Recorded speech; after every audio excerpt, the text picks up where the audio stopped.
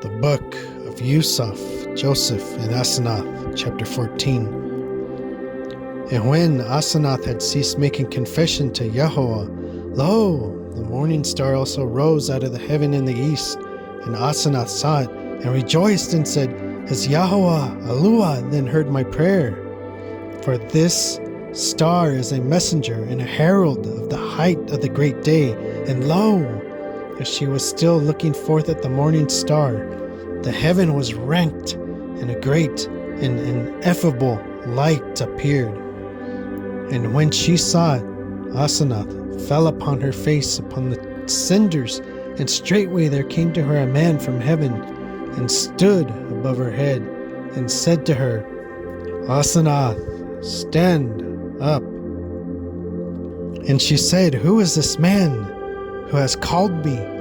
For that though he who has called me, that the door of my chamber is shut, and the tower is high, and how then have you come into my chamber? And he called her again a second time, saying, Asenath, Asenath. She said, Here I am. Tell me who you are.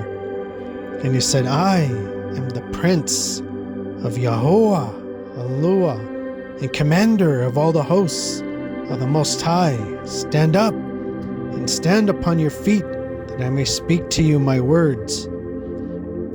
And she lifted up her face and saw, and lo, a man in all things like Yusaf, in robe and wreath and royal staff, save that his face was as lightning, and his eyes as the light of the sun, and his hairs of the head as a flame of fire, and his hands and his feet like iron, shining from fire, for sparks proceeded both from his hands and from his feet. Seeing these things, Asenath feared and fell on her face, for she became greatly afraid, and all her limbs trembled. And the man said to her, Be of good cheer, Asenath. Do not fear, but stand up, and stand upon your feet, that I may speak to you my words.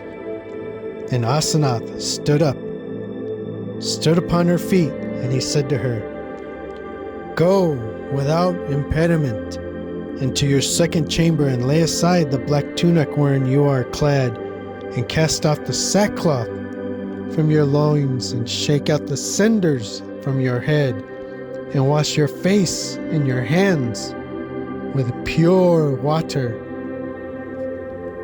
and put on a white, untouched robe, and gird your loins with the bright girdle of virginity, the double one, and come again to me, and I will speak to you.